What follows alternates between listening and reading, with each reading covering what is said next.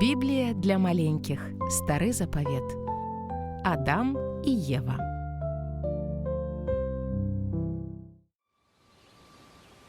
У Эдеме Бог уладкаваў прыгожы сад для Адама. Праз гэты сад цякла рэчка.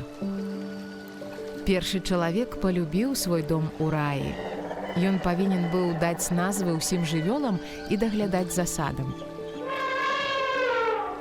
Ух ты! Слон! Ого!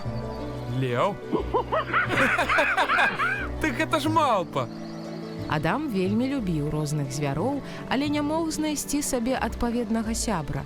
Таму Бог стварыў жанчыну. Адам назваў жанчыну Ева!